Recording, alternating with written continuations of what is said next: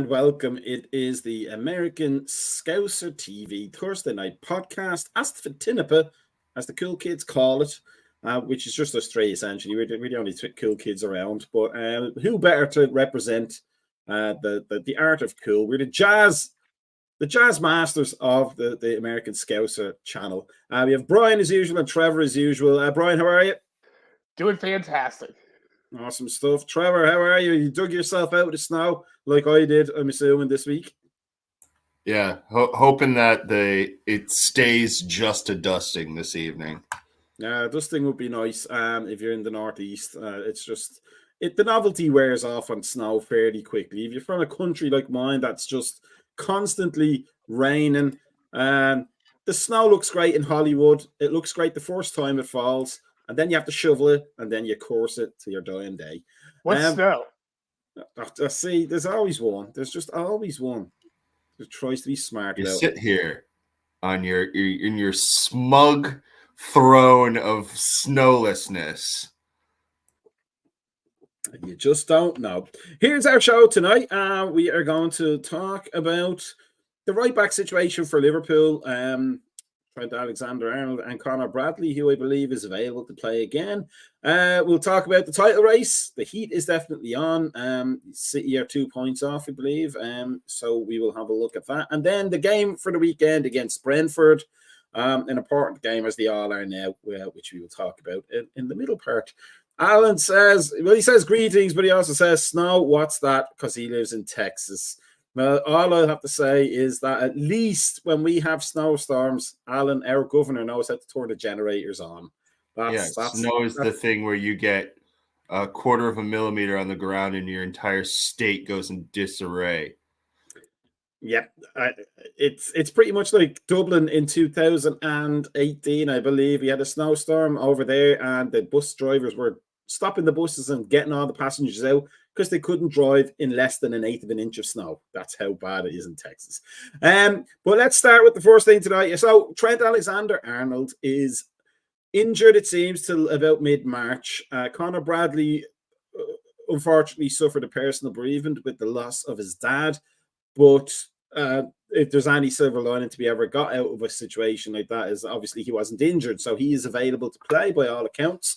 So my question to Brian and Trevor, we'll start with Brian, is we've spoken about, there's no doubt that Trent Alexander-Arnold is a creative force for us, and that inside inverted right back position is something that he's done quite well with.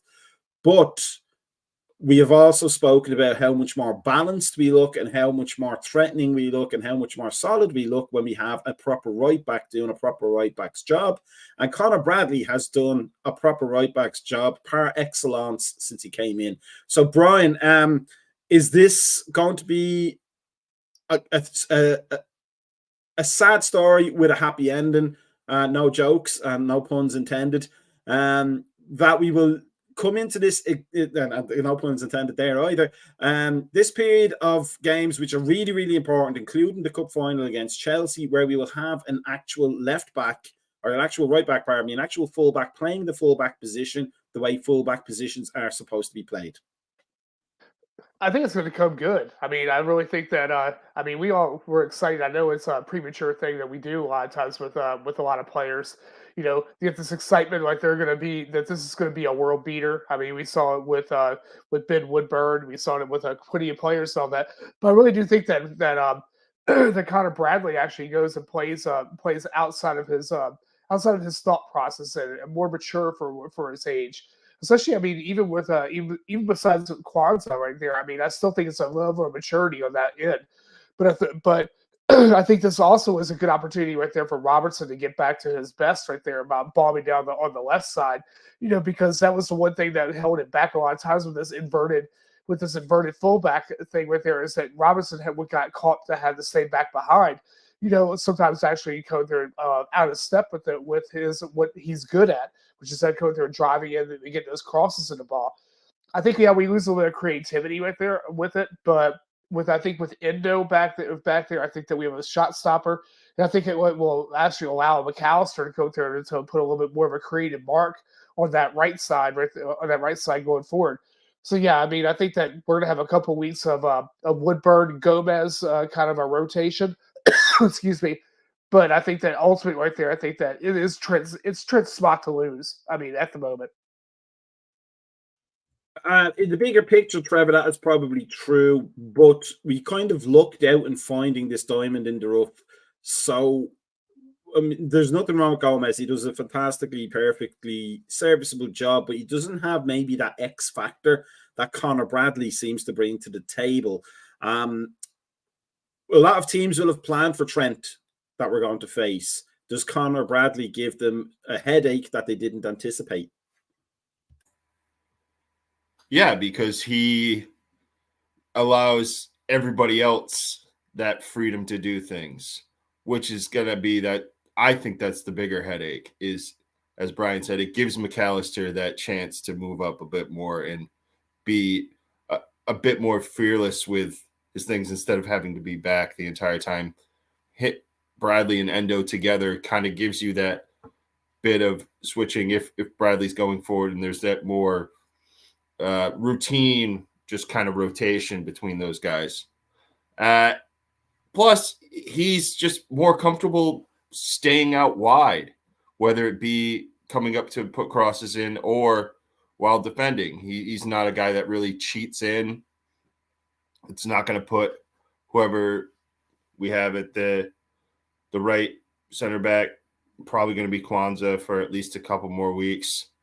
And yeah, I think more than anything, it's not necessarily the problems that Bradley presents teams, even though for all the praise that we've heaped upon him, it's what he does for everybody else, especially on that right-hand side, which has been just so problematic for so long because, yeah, it's like, okay, you're trying to find that bridge between Trent and Mo, and then you think you have it in Soboslai, and then there's just that constant disconnect with Trent coming in and doing all these things, and then all the injuries. And now you kind of have with Bradley, if he's going to be there for, and when it looks like a month now, you have just that little bit of stability where everybody kind of knows what they can do. And it's just going to be a nightmare, at least for the teams that really want to give us a go. Brian, Alan makes a point there. Could he be the English player to get a Cup Winners' Medal? There's no doubt in my mind that Trent will give us an enormous amount of firepower going forward in a Cup final. But sometimes Cup finals are not won by what you do going forward, but how you perform at the back and hold out, preventing the other team from scoring. Because they're quite regularly, one goal win affairs, Cup finals. With Endo back, and Robertson coming into a little bit of form, as we said previously in a previous show, the second half of the second half in the last game. Kanate will be back. Kwanzaa is developing nicely, and Van Dijk seems to be back to close to his level, as close as we've seen anyway. Does this make our backline a good Cup final backline with Bradley, a nice balanced one, or would we still rather have Trent in that game? I mean, I think it would definitely make us a lot. But I mean, it depends on what we look at. We're looking at this Chelsea side. Of how they play. I think that Connor Bradley is a little bit more dangerous right there to them because you're going to have their wide up players that are there. I mean, Sterling and stuff like that comes through there. I mean, I think that with Bradley, at least you're having like somebody who's staying out. You're having somebody who's wide, somebody who's going to make space right there for the switch side. So I think that Bradley's a better choice. I mean, at the moment, I mean, just because I don't think that. I mean, Trent's not up to 100%. I mean, and we saw that right there over the past couple of matches. Even when he was healthy, right there, we saw some these like flash at Trent. You're like, hey man, what's going on? What's happening? I mean, he opened that slot up right there for Bradley to jump into that slot. As far as the youngest player right there, I think that Harvey actually came through a little bit got his cut medal right there a little bit younger than if Bradley wins, because I think he's a little bit like a couple days younger at that point. But anyway, I think that Bradley to me is a good choice. I mean, I think that going forward over the next couple of matches, I think he's a good choice because nobody knows how to play him yet. They don't really. you can watch film after film and film of see what Trent does. Bradley is limited. I mean, so he's kind of like an X factor in a way right there of what you're going to get. I mean, it's like you saw him. He makes runs. I mean, but he also still defends. I mean, I think we've got a good option. And I'm happy with the back line. I'm happy with what we have going forward with us. I think that when we get everybody healthy back before City, that's more important because I think these next run of matches. I mean, we can depend on like our ultimate starting 11 right there to get through these matches. I think that Luton being at us, Brentford right there in London, Chelsea and Forest. I think we're okay. I think we'll be fine.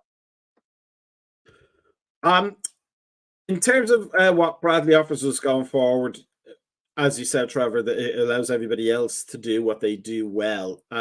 We should, by the looks of things, be getting Salah back a lot quicker than maybe we doomily hoped as a fan group, as a fan base.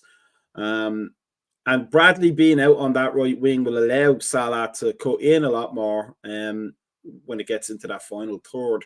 So we talk about balance at the back, but is having Bradley for the next few games also going to make Salah more effective as he comes back into things?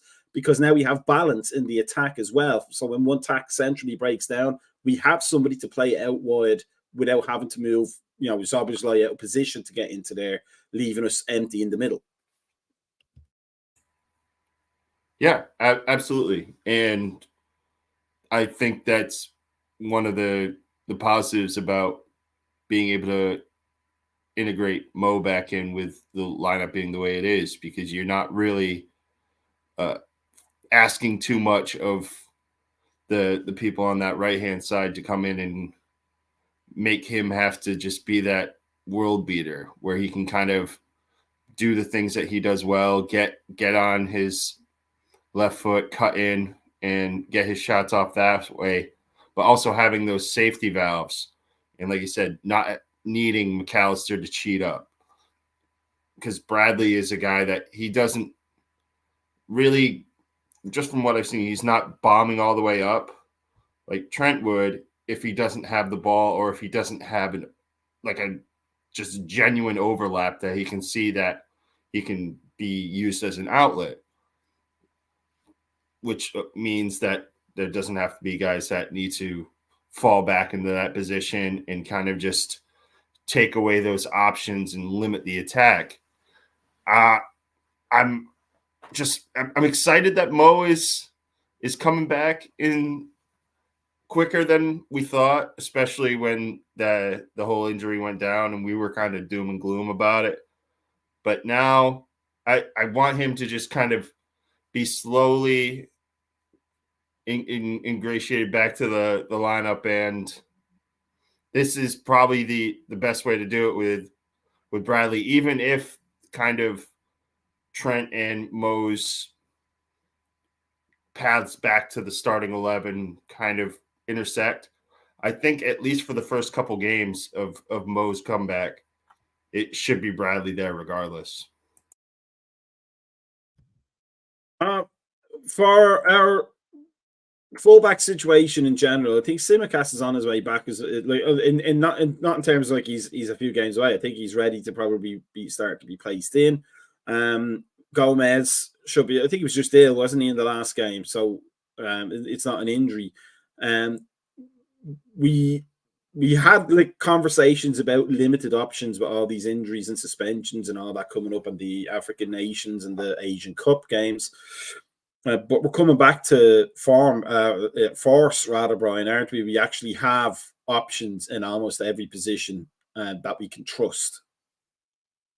Absolutely. I think that we're going to probably see some of this rotation happen. I mean, especially with Robbo and Tsimikas. I mean, on there, because you have Southampton mixing. You have two cup matches mixed in with the league cup matches that in the run up to City. So I mean, you're going to definitely see at Southampton will definitely be a rotation. I think that we'll probably stay a little bit of a rotation against Luton right there, but I think that Southampton definitely will be a rotation. We're going to be full strength against Chelsea in the cup final. I mean, there's no way we cannot be full strength against them. But I think that we, with having a mix right there. I think you're going to see like I said before, you're going to see Gomez and Bradley kind of rotate on that right fullback side. You're going to see you'll see Rabo and Simicast rotate on that other side, and you're going to see a mix of Kwanzaa and Kanate on there.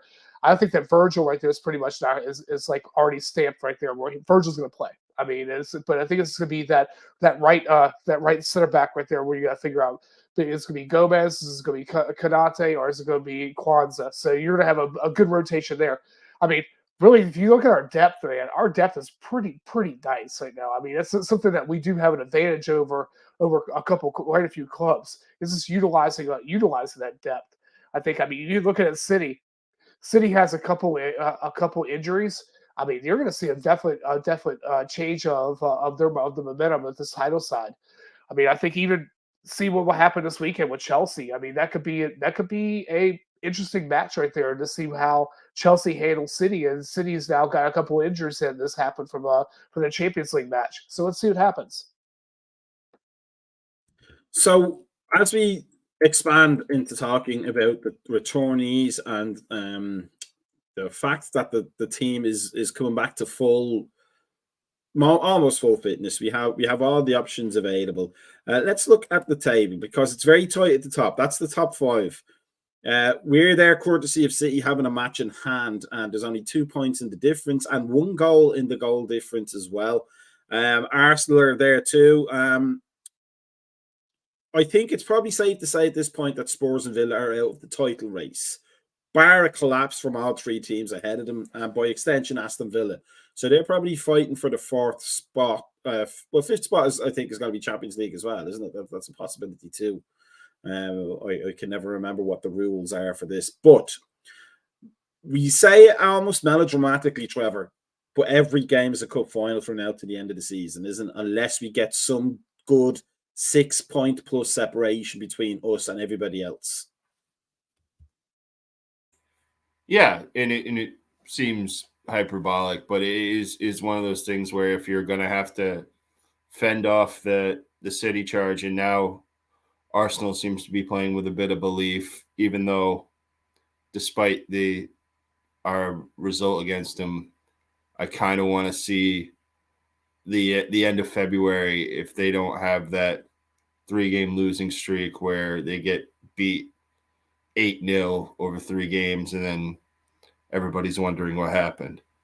But we say that every year that City's going to have that run and Arsenal's going to have that collapse. Maybe this is the year that neither happen. And City's dropping points, Arsenal's gaining them, and it is truly a 3-horse race. I personally believe it when I see it mode, but it's something that is very well in the realm of possibility. I agree that probably Spurs and Villa are battling for 4th. I don't think it's going to be one of those things where they can string together probably 8 or 9 wins a row, which is going to be what they would need to kind of really insert themselves in earnest into the conversation. Yeah, I'm hoping this is a period of time, especially with Klopp being on the way out, that the players kind of take stock of what they're truly in the midst of right now. You're shooting for a quad, and you have so many games that you just can't take for granted. And I'm just this weekend, which we're gonna talk about, it is definitely one of those types of games.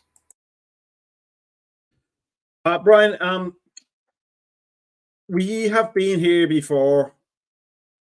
City have been here before.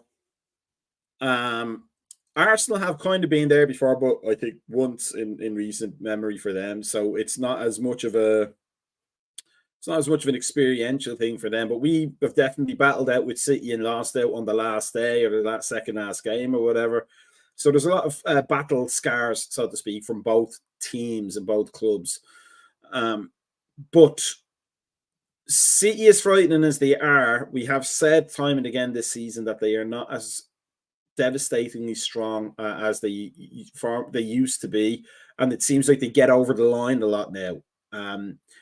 Is there a chance that all we have to do is keep doing our job, matching their scores at least, and then maybe Chelsea and maybe Arsenal or maybe United will take the points off them, that will make our charge to the title, if we are to win it, a little bit more comfortable, mostly because I don't think my toilet and my food budget can take any more stress this season. I mean, I definitely think that we still have to go out there and steer our course no matter what. As far as like with City goes, I mean, right now Phil Foden is like has like this been like this lifeblood for them at the moment. I mean, of course, De Bruyne coming back from them healthy has been a very gracious help right there, but. Phil Foden keeps on coming up every time I turn around, and I don't really. If everybody at work right there laughs at me because I can't fucking stand Phil Foden. It's one of those things right there. It's like that I see him. It's like it's like seeing Ryan Giggs again to me. Right there is that same type of a player, but and it's like I'm just not a fan of his play. But anyway, it's like I think if we come there, see our course right there, actually go and just and play our games, get the wins, because I think that we're both going to drop points. I think all three sides are going to drop points. This is probably one of the evenest level playing fields I think we've had in a long time. We haven't had a three-legged race for the championship in a long time. It's always been either Arsenal or City, us and City and United, or that whole playground, Chelsea and United. It's been a long time since we had three in the running.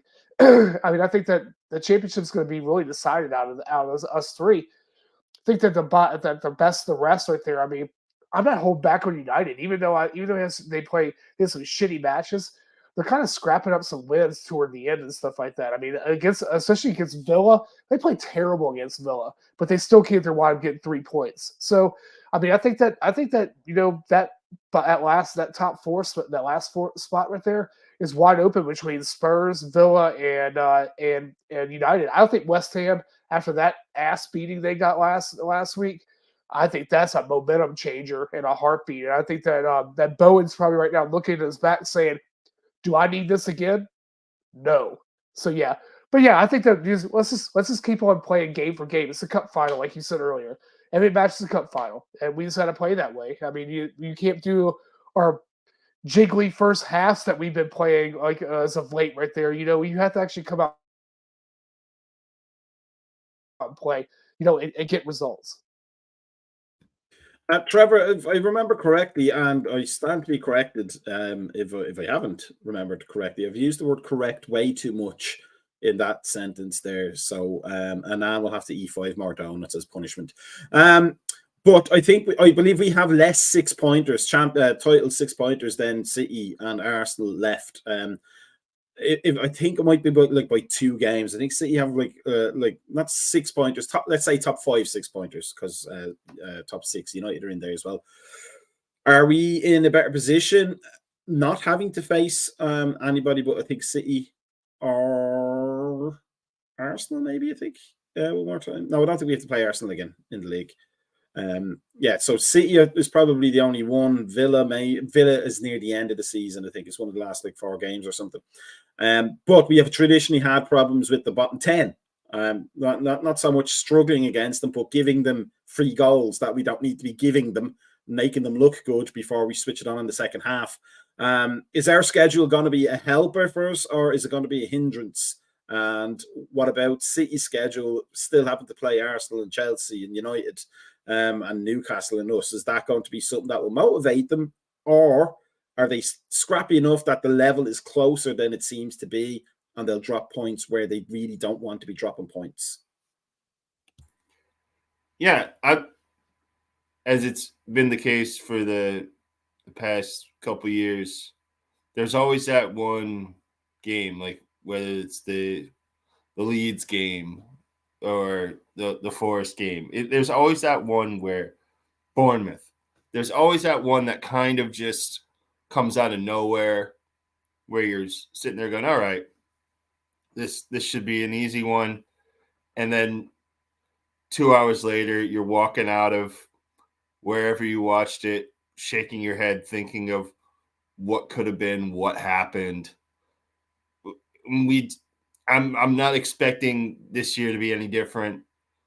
I just don't know when that one is going to come. I'm hoping it's when we have a bit of a buffer rather than it being, oh, wait, City went and thumped Fulham 7-0, and then we lost to I almost said we lost to Everton, and I had to stop myself because that's just it's not going to happen. But either way, there's so many times where you kind of just look at a schedule in a vacuum and go, all right, yeah, you do it every year where you're like, okay, this at this point, this is it. This is a win. This is 3 points. Oh, I'll take a draw here. That's fine. But with City, it's just you never know. It's not even know like who's going to be healthy or you never know for them who's going to be in form. And a lot of times they can have weird guys catch fire at the most just opportune times for them. And they will get those goals from people that we don't get goals from. Like they get the equivalent of the Joe Gomez goals, but we don't get those from the unlikely sources when it's necessary. And I think in the long run, we're going to have to really dig out some of these really just rough on the eyes games. And City is just through osmosis or whatever is going to find a way. We just kind of have to go step for step. Speaking of those kind of scrappy games that are banana skins that we on paper we should be winning, but have quite often tripped us up in the past. We are on Saturday morning. Let's throw another spanner in the Liverpool works by giving them a 12:30 game in England or a 7:30 one for us over here on the east in the East Coast. We've got Brentford against Liverpool on Saturday, an away game, an early game. And then, more importantly, given the speculation around who may replace Klopp, Alonso is obviously the favourite, fans and bookies, but Thomas Frank is in the conversation. Let's just start with that part before we go on to the actual game. Brian, would this, do you think, be an audition for Thomas Frank? If he is indeed in the running for the Liverpool job, and in which case, would he do anything different and special to show the Liverpool owners that he can compete against the big boys on any level? Or is this just going to be another game for Brentford? Thomas Frank is not really in the conversation, and we just have to go out and do what we do. This will be just another match right there with Brentford, and Thomas Frank is not in the running. I don't think that we have any interest in Thomas Frank. I think that that he was that kind of that, as I said earlier on Monday's podcast, he was the flavor of the month right there a couple years ago. I don't see. I mean, is he a good manager? Sure, he's a good manager right there. But I just don't. I just don't see that him coming to our club. I don't think he's that ready. That type of. I don't see Liverpool around him. You see these managers, kind of like how I felt like Brendan Rodgers. I didn't think Brendan Rodgers was ever a Liverpool manager, even though he was there. He just didn't have that feel to him. It's like you looked at him, you're just like, okay, he's just some guy. And it's like, and that's how I feel about Frank. I just don't think that that's what we need at the moment. I mean, I think that if you're still going to have a modified system like that, that's somewhat like Klopp, but not like Klopp, and and it's like I don't know. I just don't see it happening. I think that we still. And again, right there, I'm not a big fan of. I don't think that Alonso's ready for it either. I kind of said that. I think that Galley said the same thing right there on Monday, right there too. I just don't think that Alonso's at that point right there where this is where he needs to come to. This is his career to come here. And then if he still does have an interest in going to Real Madrid after this, why would we want to sign him? We're not a step over club. I mean, we are one of the world's biggest clubs. We should never be a step over club. And a manager or a player. And if that's his goal is to eventually become that manager at Real Madrid, by all means, please go from Leverkusen to Real Madrid. It's not something that we need. We need somebody who's willing to come here and invest their time and invest in our club, not come there build their resume. But that's just my point on it. Trevor, just to digress for a moment to stay on that manager thing, I mean, like Brian may have a point about Frank not being a Liverpool manager, but would we have considered Jurgen Klopp at Mainz a future Liverpool manager? Like Mainz, whatever way you say that name in German or Austrian or Australian, even Mainz. We can never tell which manager is going to make and which isn't. There's always these flavors of the month. Graham Potter, we have Eddie Howe, we have Tedesco, and all of the continental managers that get name dropped every time there's a managerial vacancy. Eric Ten Hag was the big one that everybody wanted to get when he was at Ajax, and then look what happened there. And he's a man management disaster by the sounds of things. If Alonso is truly in the conversation, then surely Frank should be in the conversation because he's achieved a lot more. And if Frank isn't in the conversation, could we safely say that Alonso is just a media soundbite dream and an emotional toy, and that when it comes down to it, we're probably going to get somebody that has done something already in the game? Let's just assume that Bayern Munich do what they do, pay off refs, whatever it is they do, that means they win the Bundesliga again. Bribe people with strudels, whatever it is they do. Yeah,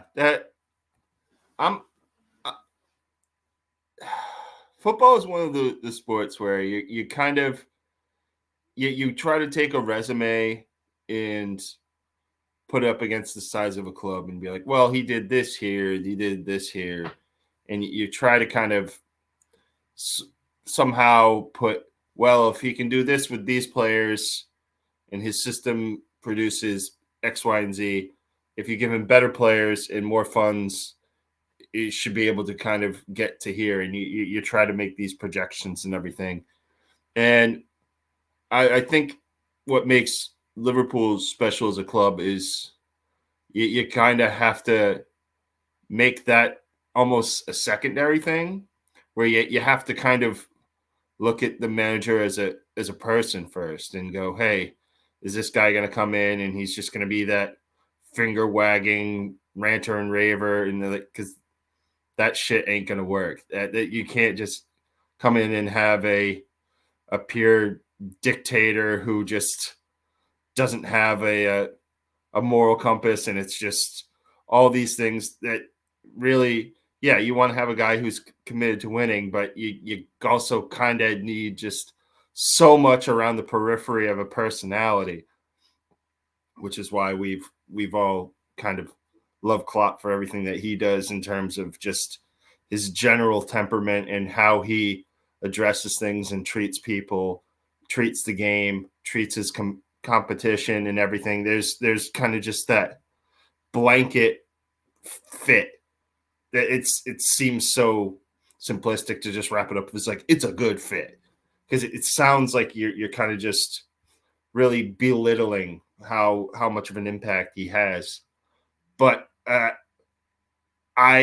the thing with Alonso that scares me, and it's not the inexperience, it is the fact that I think he looks at this as a stepping stone. He's kind of just a mercenary where he has the Bayer job was there. They offered it to him because they were in kind of dire straits, and he's made an absolute wondrous time of it. But yeah, I don't want a guy that's going to show up 2 years later, be like, okay, I'm off to Madrid. Whereas like City can kind of deal with, okay, Erling Haaland's going to be there and he's going to give you 3 great years, and he's going to be like, okay, I'm off to Madrid. And they won't skip a beat. Where if Alonso came in and kind of just immediately ripped the rug out from under us, it'd be devastating. So I think there needs to be, and I'm not the guy, thankfully, making that decision, a deeper vetting process with getting the next manager in. Sparky Parky says Dalglish didn't have any experience when he became manager the first time, but he did have Bob Paisley on the bench telling them what to do, and Ronnie Moran, and Roy Evans, and Ruben Bennett, and all of that knowledge. So we have to always remember that. And that was back in the day as well, when it was Liverpool were the team. They were the city of the day. They bought anybody they wanted. And they usually came to us, Jimmy Carter, David Speedy, not naming any names. But here's the point I want to make, though. I think Trevor makes a very good point there. More than any other club, maybe outside of Barcelona, perhaps, the personality of the manager is almost more important than the things they do tactically. Gerard Houllier got the club instantly because he had been on the cop as a young 20-something-year-old. He taught in Liverpool. He understood Scousers, and he was able to bond with the fans immediately because he said the right things, and then he went and backed that up with the right actions. Rafa Benitez came in. He did a similar type of job at Valencia in terms of a club that was trying to break into that next level. He got the fans instantly. Roy Hodgson couldn't get fans if he went to Home Depot and bought every single fan in the place. And having said that, all the best was recovery then for whatever happened to him today at the training ground. We may laugh and joke, but he's still a human being, a part owl, and we hope that he recovers well. But we're talking about personalities. Alonso definitely has that connection off the bat. He doesn't have to worry about it. Steven Gerrard would never have to worry about it. Although it might be tainted now with his sojourn in Saudi Arabia. But Brian, before we actually talk about the game that's happening on the weekend, that's really, really important. I'm going to throw a name out there of somebody who has buckets of personality, who definitely connects with the fans, but would probably not be a popular appointment. But Diego Simeone. I mean, if you want to go with personality, I mean, he's I don't know. It seems like he's just toxic. I mean, every time we played when we played Atletico Madrid, or anybody plays Atletico Madrid, you just see the way his players go out there and mimic him. They basically are official surrounding, vile, rough tackles. I mean, things right there that I just don't think that. I mean, it goes back to personality. He has a personality, but he doesn't have a Liverpool personality. He doesn't have something that we are. I mean, he is that same bonding type that he is. It's like he's a continental manager. That's what he is. I mean, as you know, the term goes with there. He's that type of guy that's going to go there and be on the sidelines and go there and rouse up his club, but not really rouse up the players. I mean, or if he does rouse them up, he rouses them up the wrong way. So it's like a red card in the making every time a player gets on the pitch. And yeah, I'm not a fan, and I definitely would not want Diego Simeone at this club. Nope. So then let's go back to what we should be talking about, which is the game on Saturday. Trevor, as we said, players coming back. Trent out for the month, but we, as we said at the start of the show, it gives us the silver lining of being able to have a balanced back line, a balanced attack, assuming Conor Bradley comes in. Even if it's Gomez, because he plays the right back position as a right back. Endo's there to do the stopping job. He's been doing fantastically for the past few months. We would have Curtis Jones, we have Harvey Elliott, we have McAllister playing in the role that he's probably more comfortable in. Assuming Salah's not back ready, it's probably going to be Jota, Nunez, and Diaz up front, which have done the business. They literally did the business in the previous game. So, Trevor, is it just me being a Liverpool supporter getting the nerves about this Brentford game, or should Brentford really be crapping their pants knowing they're playing a Liverpool team that's coming back to full strength and is gunning for 4 trophies? I think Brentford's a team that never really gets, even in times that they should be a bit scared, they never really do, which is kind of what annoys me about them being in the part of the table where they are. Because he's like, you should be better than you are, but you just they're a team this year that finds ways to lose, and that's kind of fallen a bit by the wayside now that Tony's back. But the biggest thing with Brentford is to kind of not give them hope. And that sounds a bit cruel and dark, but I think this is in how many times we say it, this is a game where you have to kind of go get a goal early and really just cut their legs off immediately, because what they like to do is they are the quintessential countering team, just because they have so much pace and they have guys that have no qualms about just lumping the ball forward. And that's something where we kind of get caught out a lot with that. Virgil is a guy that sometimes at this stage of his career will just watch that ball soar, and by the time it lands, we're kind of sitting there scratching our heads as what happened. And it happened against Arsenal with just these lumped up balls, these kind of just Hail Marys.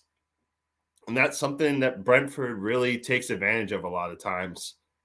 I just don't want to be caught off guard. I want to kind of just go and really make them work early, but make that work mean something for us, not just be just uselessly industrious. Because, yeah, oh, great, you could have 75% possession, but if it's leading to just 5 Darwin shots that don't even make the keeper work, then what's the point? Brian, the cup final is the week after, I believe, unless I've got my months mixed up, February 25th, thereabouts. Do you think that the fact that the cup final is that close will arrow everybody's focus and concentration, because they will want to start in that game? So what Trevor's talking about, which is a fair point, and Sparky Parky makes a great point as well, that the only hope Brentford have is any mistakes we may make at the back, and we do make them sometimes, not often. We do have a great defense in the league, but we do make them sometimes, and they tend to be absolutely horrible and horrific for us. But with that final, focus everybody, clear their heads, and make everybody play almost to the peak of their level, because they want to be named on the starting lineup sheet the following weekend. Yeah, I think that whoever plays this weekend at Brentford is probably more likely to be the side you're going to see against Chelsea. I think that Luton is going to be more of a mix right there, because I think we're going to make sure that we don't have any unnecessary injuries prior to playing against them. So I really think that you're probably going to wind up seeing this being a strong side to play against Brentford, and probably a little bit more of a rotation side against Luton since it is at home. And I don't think that we're going to see a repeat of what we saw at Luton. So I think, like I said, it's an audition, and I think these players are going to actually go out there and play the best to get that spot. I mean, and that's why you're probably not going to. There's some certain players that you probably are going to see that aren't going to make the pitch, because I think that Klopp's lost faith in some of these players, and I think that they're not going to. I don't think they'll be out there at all. I don't think they'll even come in as a substitute right there. So I do think that you're gonna probably wind up seeing. I really don't think that Gomez is probably going to be wound up starting this match this weekend, because I think that Gomez is going to be the starting right back against Chelsea in the cup final. I think you're going to have a Gomez and a Ramo as your fullbacks, and I think you're going to have Konate and Verge as your starting center backs, and then the big mystery is going to be right there at the midfield, because by looking at what Macka did last week, I thought there was some problems right there with him. He seemed like he got lost on the ball a couple times. To see where we're going to go with that, I don't think that Szoboszlai is going to be healthy in time to play against Chelsea.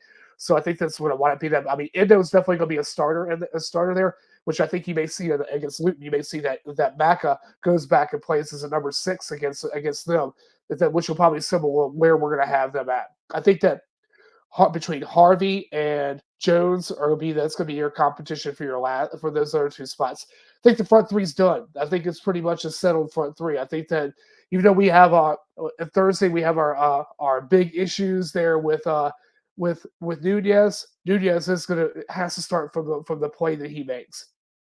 His off the ball stuff like that he's done right there. His setting up Jota, setting up Diaz his last match. I mean, you have to kind of have to have that front lineup of Diaz and then Nunez in the middle with Jota right there, and then having Gapco come there toward the end right there. I think that Gapco will probably be a starter against Luton just to go there and just to kind of get a good rotation. So again, whatever side that plays here on Saturday morning, it's more than likely to be your side you're going to see on the following weekend in Wembley.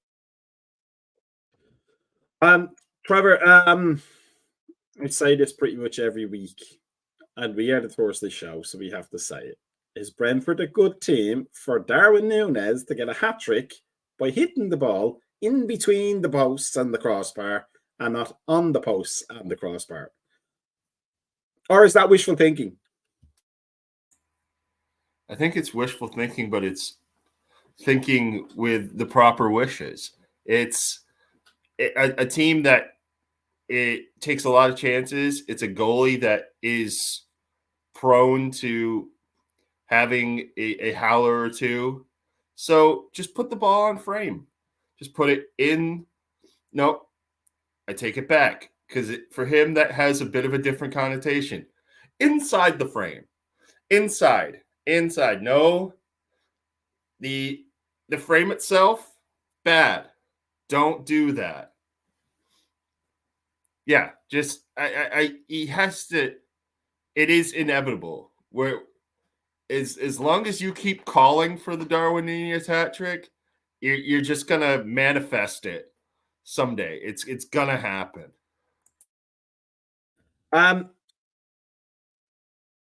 Brian, in terms of, like, we're not going to do like a Monty Python-esque moral dilemma tonight, but here's a little dilemma for you. Would you rather have an ass-squeakingly, stomach-rumblingly tight 1-0 win off of a McAllister wonder strike, but we're literally biting our nails right to the finish to whether we get the 3 points, but then Darwin Núñez scores like 2 winning goals against Chelsea? Or do you just want him to get off the mark properly in terms of getting, like, because I think there's a hat trick in him. That's why I keep saying it every week. There's going to be a game that some poor bastard goalkeeper is going to be just watching the ball going flying past them. Darwin Núñez breaks some record, and people get to laugh at us on this Thursday night program, even though we like Darwin Núñez and we want him to score. And subtleties and nuances are lost on the interwebs. But would you rather have that? Would you rather have the winning combination in the cup final, but a squeaky Saturday for the league? Or would you rather just get the league done comfortably and then come what may for the cup final? I always want silverware. I mean, it doesn't make a difference. It goes on that wall right there, for everybody to see right there. That number goes and increases. So, I'll take the squeaky win right there against Brentford, and nail biting, because it seems like we're used to that right there, being that all the Liverpool supporters over the years have about 120-year-old hearts right there from all the matches that we've watched. So I mean, we're used to it now. And donuts that we've eaten. Yeah, true. But yeah, I mean, so I think that I mean, if we can just get 3 points, that's all I care about. I just want 3 points, and I want a trophy. That's it. I mean, I want 4 this year. That's how I want 4 this year. I mean, but I won't be so greedy if we have to give up something out of the mix right there. But why not? Why not shoot every game, like you said right there earlier? Every game is a cup final.